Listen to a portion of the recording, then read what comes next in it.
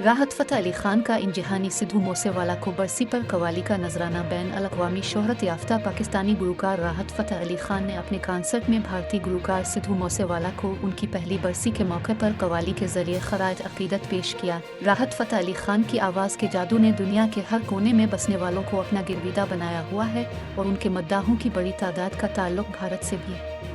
कुछ रोज़ कबल राहत फ़तेह अली खान ने अमरीकी रियासत कैलिफोर्निया में कॉन्सर्ट किया, जिसमें बड़ी तादाद में लोगों ने शिरकत की। दौरान शो गुलकार ने 29 मई 2022 को कत्ल किए जाने वाले भारतीय गुलकार सिद्धू मूसेवाला की पहली बरसी के मौके पर उन्हें खराज अक़ीदत एक अनोखे अंदाज में पेश किया और लेजेंड नुसरत फ़तेह अली खान की मशहूर कव्वाली आजा तीनू इनक्या है गाई। राहत फ़तेह अली खान के इस मोहब्बत भरे अमल ने दुनिया भर के लोगों के दिल जीत लिए, जबकि उनके कॉन्सर्ट का ये क्लिप सोशल मीडिया पर खूब वायरल हो गया।